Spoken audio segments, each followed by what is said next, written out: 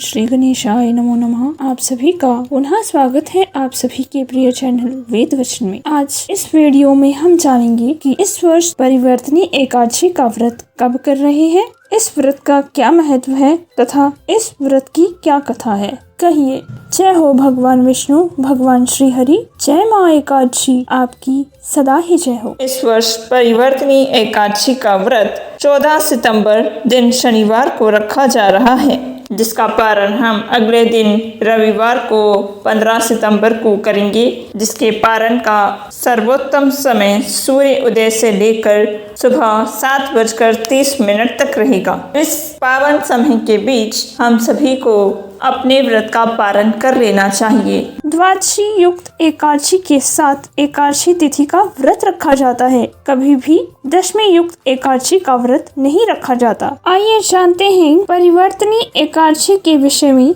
भगवान श्री कृष्ण ने युधिष्ठिर जी से क्या कहा था। भगवान श्री कृष्ण कहते हैं, हे युधिष्ठिर, जो व्यक्ति परिवर्तनी एकादशी के दिन उनके वामन स्वरूप की पूजा करते हैं, उससे उन्हें तीनों लोकों की पूजा करने का फल प्राप्त हो जाता है। आइए अब आरंभ करते हैं भाद्रपद शुक्ल एकादशी की पौराणिक कथा। युधिष्ठिर जी कहने लगे कि हे भगवान, भाद्रपद मास की शुक्ल पक्ष एकादशी का क्या नाम है तथा इसकी विधि क्या है, इसके महात्म्य के साथ कृपा कर सब मुझे विस्तार पूर्वक बताइए। इस पर भगवान श्री कृष्ण बोले कि इस पुण्य, स्वर्ग और मोक्ष को देने वाली तथा सब पापों का नाश करने वाली उत्तम वामन एकादशी का महात्म्य मैं तुमसे कहता हूँ। इसे परिवर्तनी एकादशी भी कहते हैं। अब ध्यान पूर्वक सुनो। इसका यज्ञ करने से यानी इसका व्रत करने से मनुष्य को वाजपेयी यज्ञ का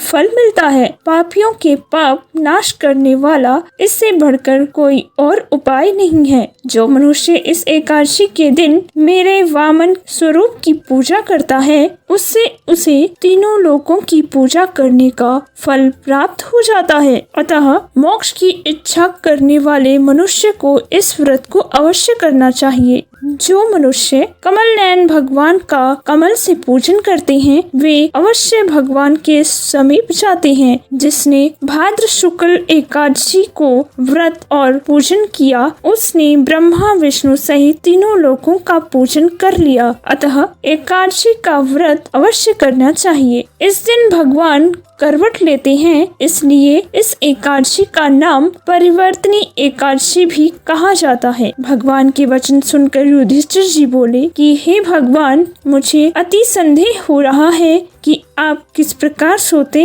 और करवट लेते हैं तथा किस तरह राजा बलि को आपने बांधा था अपने वामन स्वरूप में। इसमें आपने क्या क्या लीलाएं की थी, चतुर्मास के व्रत की क्या विधि है तथा आपके शयन करने पर मनुष्य का क्या कर्तव्य है, सो आप मुझसे विस्तार से कहिए। श्री कृष्ण कहने लगे कि हे राजन, अब आप सब पापों को नाश करने वाली कथा श्रवण करें। त्रेता युग में बलि नाम का एक दैत्य था। वह मेरा परम भक्त था। विविध प्रकार के वेद पठन करके पूजन करके वह मुझे प्रसन्न किया करता था और नित्य ही ब्राह्मणों का पूजन तथा यज्ञ के आयोजन करता था। लेकिन इंद्र से द्वेष के कारण उसने इंद्रलोक तथा सभी देवताओं को जीत लिया। इस कारण सभी देवता एकत्र होकर सोच विचार कर भगवान के पास गए। बृहस्पति सहित इंद्रादिक देवता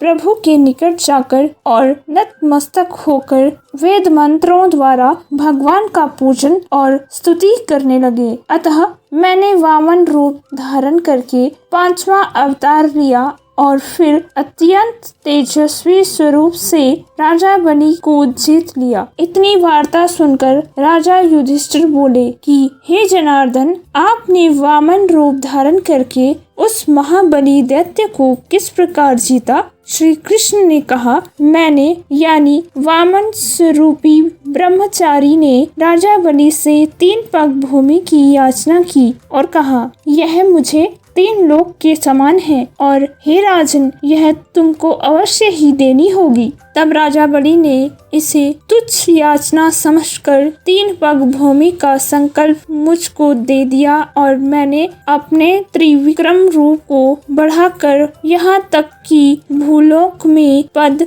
भुवरलोक में जंघा, स्वर्गलोक में कमर, महलोक में पेट, जनलोक में हृदय, यमलोक में कंठ की स्थापना कर सतलोक में मुख, उसके ऊपर मस्तक स्थापित किया। सूर्य, चंद्र आदि सब ग्रहगण, योग, नक्षत्र, इंद्रादिक देवता और शेष आदि सब नाग नागिनों ने विविध प्रकार की वेद प्रार्थना की। तब मैंने राजा बलि का हाथ पकड़कर कहा कि हे राजन, एक पद में पृथ्वी, दूसरे में स्वर्गलोक पूर्ण हो गया।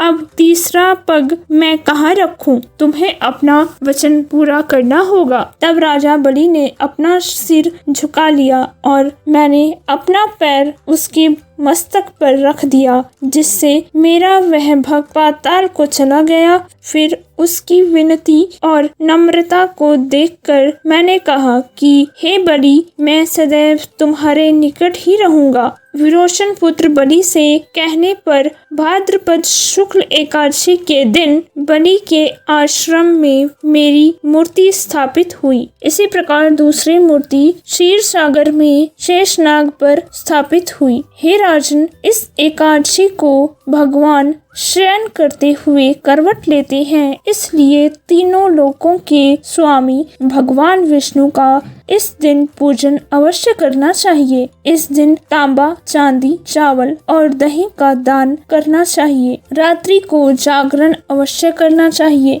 जो व्यक्ति विधि पूर्वक इस एकादशी का व्रत करते हैं, वे सब पापों से मुक्त होकर स्वर्ग को जाकर चंद्रमा के समान प्रकाशित होते हैं और यश पाते हैं। जो पाप नाशक इस कथा को पढ़ते या सुनते हैं, उनको 1000 अश्वमेध यज्ञ का फल प्राप्त होता है। इसलिए हे युधिष्ठिर, पृथ्वी पर रह रहे हर मनुष्य को इस परिवर्तनी एकादशी का व्रत अवश्य करना चाहिए और अपने जीवन को पाप मुक्त करना चाहिए। यह थी परिवर्तनी एकादशी व वामन एकादशी की व्रत कथा व महात्म्य, जो मैंने आप सभी को कह सुनाया। आशा है आप सभी को यह वीडियो व जानकारी पसंद आई हो। मैं प्रार्थना करती हूँ कि भगवान विष्णु, भगवान श्री हरि, माँ एकादशी आप सभी की सभी मनोकामनाएं पूर्ण करे और आप सभी के जीवन को खुशियों से भर दे। सत्य सनातन धर्म की जय। जय जय श्री राधे।